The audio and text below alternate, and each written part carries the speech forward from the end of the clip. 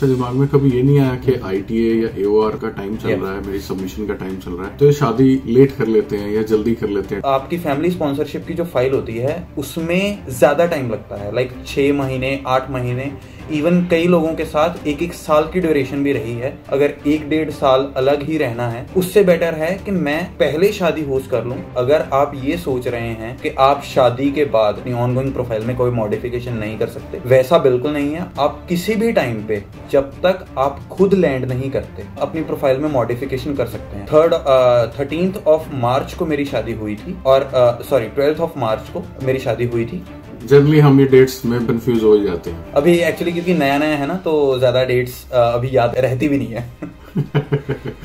मैं आपके वीडियोस भी देखता रहा हूँ आपके चैनल के ऊपर, they have been so informative. Hey guys, welcome back once again. आज की वीडियो शुरू करने से पहले I thought let's take a sneak peek in the beautiful weather of Canada. So just have a look behind me. It's a small forest area near to my home and it looks so beautiful at this time. हालांकि temperature is -12 outside, but with proper gears and some precautions आप बाहर जा सकते हैं और enjoy कर सकते हैं इस वेदर। ऐसा नहीं है कि लोग निकलते नहीं है, दे गो फॉर अ वॉक, अपनी वॉक मिस नहीं करते। बहुत हेल्थ कॉन्शियस लोग हैं यहाँ पे।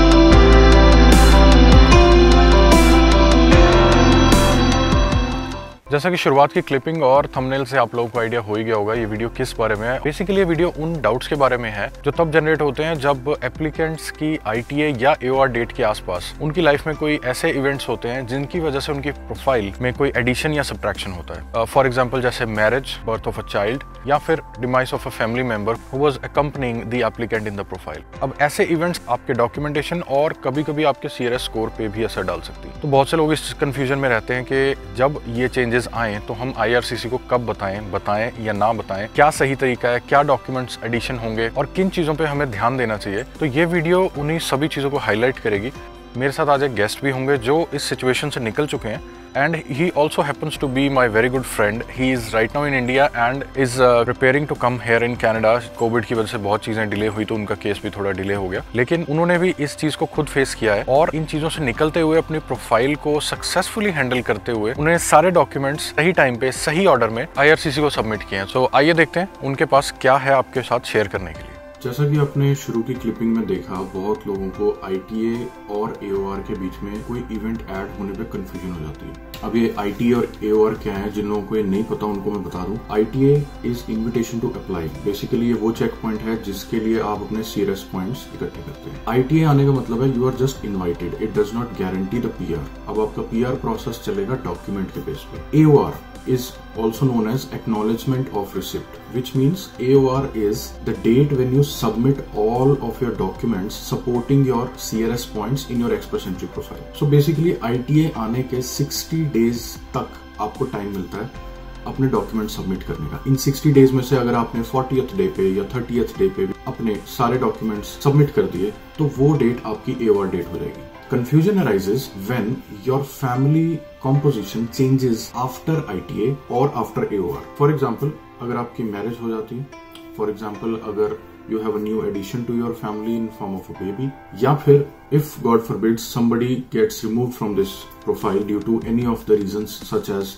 separation, divorce, demise, etcetera. इन सब केसेस में आपकी प्रोफाइल के डॉक्यूमेंटेशंस भी चेंज होंगे। ऑब्वियसली सब लोग चाहते हैं कि हमारी प्रोफाइल बिल्कुल स्मूथ रहे, वीजा ऑफिसर के सामने एक स्ट्रॉन्ग और हेल्दी केस प्रेजेंट हो, लेकिन ऐसे चेंजेस की वजह से, ऐसे इवेंट्स की अकरेंसेस की वजह से आपको अपनी डॉक्यूमेंटेशन भी चेंज करनी पड़ सकती है। और कभी कभी ये डॉक्यूमेंटेशन या ये चेंजेस आपके डिजाइंड CRS स्ट्रक्चर या फिर ऑलरेडी कैलकुलेटेड CRS स्कोर को भी चेंज कर सकते हैं। एग्जाम्पल मैथमेटिकली समझते हैं, स्कोर आपका है 475, ड्रॉ आया 474, तो आपको टेक्निकली ITA आ गई, लेकिन स्पाउस एडिशन के बाद आपका स्कोर हो गया 472। सो टेक्निकली अब विद फाइनल रिपोर्ट जो आप सबमिट करेंगे, फाइनल डॉक्यूमेंट्स जो आप सबमिट करेंगे, आपका स्कोर है 472, ड्रॉ है 474। अब वो 475 कुछ मायने नहीं रखता, आप 472 पे हैं, ड्रॉ 474 है। In this case your ITA is going to be void and null.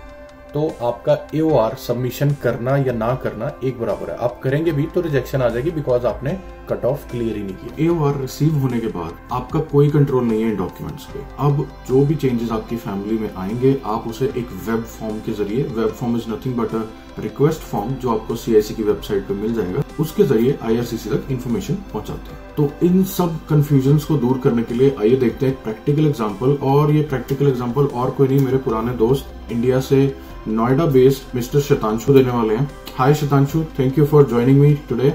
Hi Gurvinder, thanks for having me on this video. So Shatanshu, पहला और सबसे इम्पोर्टेंट क्वेश्चन, आई थिंक सभी व्यूअर्स भी जानना चाहेंगे, आपकी टाइमलाइन क्या थी इवेंट्स की? क्या चीजें थी जो आपकी टाइमलाइन में इन चेंजेस को ले आए? सो गुरविंदर, स्टार्टिंग ऑफ 10 दिसंबर को मेरी ITA आ गई थी मेरे पास, और मेरी AOR सबमिट करने की लास्ट डेट जो थी वो 10th ऑफ फरवरी थी। मुझे 60 डेज दिए गए थे जिसमें मुझे अपने डॉक्यूमेंट सबमिट करने थे, तो मैंने 5th ऑफ फरवरी के आसपास अपनी AOR सबमिट करी थी as a single applicant at that point of time. अगर शॉर्ट में इस सीक्वेंस को समझे तो आपकी ITA रिसीव हुई दिसंबर 2019 में और आपकी AOR डेट थी फरवरी 2020, राइट। इस टाइमलाइन को समझने के बाद क्वेश्चन ये है कि आपकी फैमिली कंपोजिशन में चेंजेस कब आए, किस डेट पे आए? उन दिनों में आई वॉज कंफ्यूज कि मैं शादी की जो डेट है वो फाइनलाइज कब की करूं, मैं AOR आने के बाद की करूं या AOR से पहले करूं। उस सारी जद्दोजहद में मैंने बाद में ये डिसाइड किया and we finalised a date after my AOR। तो AOR की जो डेट थी उसके बाद जो मेरी फैमिली कंपोजिशन है वो चेंज हुई।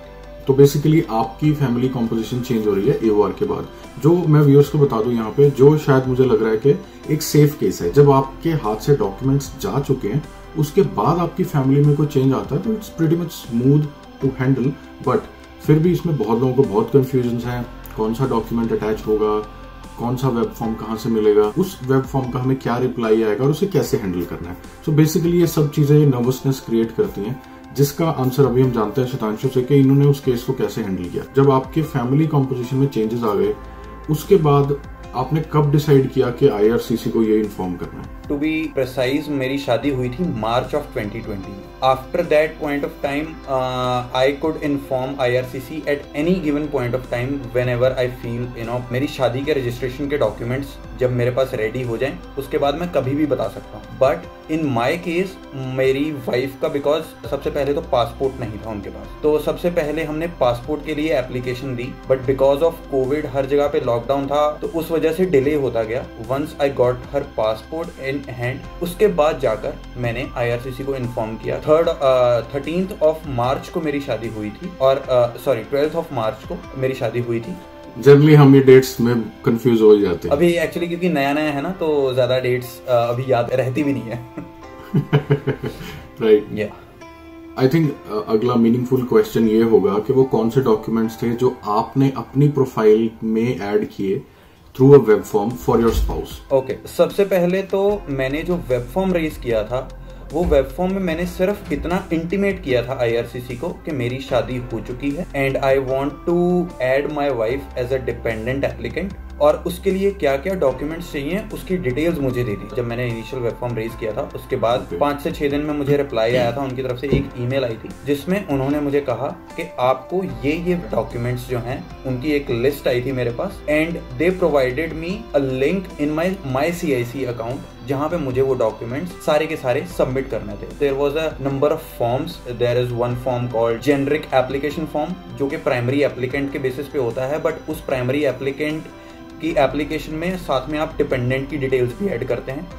उसके बाद एक फॉर्म होता है सप्लीमेंट्री ट्रैवल फॉर्म, जिसमें आप अपने और अपने स्पाउस की ट्रैवल हिस्ट्री, और अगर आपके डिपेंडेंट चाइल्ड भी हैं तो उनकी भी ट्रैवल हिस्ट्री आप इंक्लूड करते हैं। एक और फॉर्म होता है जिसको हम कहते हैं background check form for spouse. उसके अलावा हमें एक जेनरिक क्वेश्चनेयर दिया जाता है जो क्वेश्चंस आपकी शादी से और आपके रिलेशनशिप से रिलेटेड होते हैं, और उनमें आपको अपनी शादी की और अपनी रिलेशनशिप हिस्ट्री की और कुछ फोटोज भी अटैच करनी पड़ती हैं। उसके अलावा your spouse passport, their PCC which is police clearance certificate, आपका marriage certificate, and along with that there is one visa specific photograph that you have provided as well. Okay, so एक question मेरे दिमाग में जो PCC की बात सुन के आया, शायद व्यूअर्स को भी आएगा। ये पीसीसी करवाने के लिए आपके पास कोई लेटर या ऑथराइजेशन होनी चाहिए आईआरसीसी की तरफ से, या once you have inform the IRCC आप सीधा जाके पीसीसी करवा सकते हैं? आप पीसीसी किसी भी टाइम पे करवा सकते हैं, even if you haven't intimated IRCC about your marriage, provided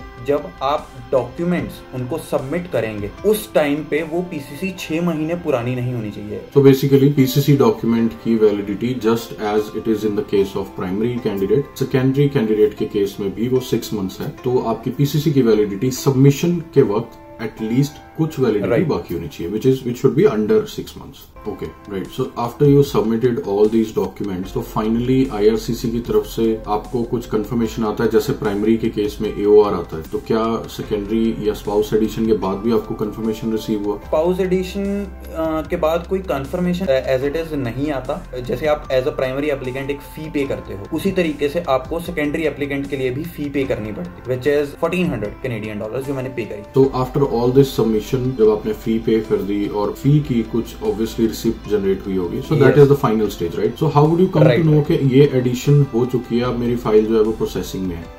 okay, after you submit the documents, आपके MyCIC अकाउंट में जहां पे आपकी डिटेल्स आ रही होती है वहां पे एक लिंक शो होना शुरू हो जाता है, व्यू डिपेंडेंट्स। तो वहां पे आपके स्पाउस का नाम और उनका एक UCI number specific to their application वो शो होना शुरू हो जाता है, विच मीन्स कि आपके स्पाउस की आपकी प्रोफाइल के साथ लिंकिंग हो चुकी है। आई थिंक ये सब डिस्कशन सुन के व्यूअर्स को थोड़ा आइडिया तो हो ही गया होगा कि जब फैमिली में कोई चेंजेस आते हैं ITA या AOR के बाद, so how to handle those changes. All you have to do is be ready with all the documents, all the submissions that you have to make। जब आप IRCC को वेब फॉर्म के जरिए intimate कर देंगे तो आपको वो लिस्ट रिसीव होगी कि आपको कौन से डॉक्यूमेंट सबमिट करने हैं and in what time limit. So basically all the information will be given to you in advance. So thank you so much Shatanshu for joining us today और व्यूअर्स के साथ इतनी यूजफुल इन्फॉर्मेशन शेयर करने के लिए। Thank you Gurvinder, thanks a lot. आगे ऐसी videos बनती रहेंगी, आप जरूर देखिए, सब्सक्राइब कीजिए चैनल को और लाइक कीजिए, शेयर कीजिए उन लोगों के साथ जिन्हें आप जानते हैं और जो इन सवालों के जवाब ढूंढ रहे हैं, हो सकता है उनकी कुछ हेल्प हो जाए।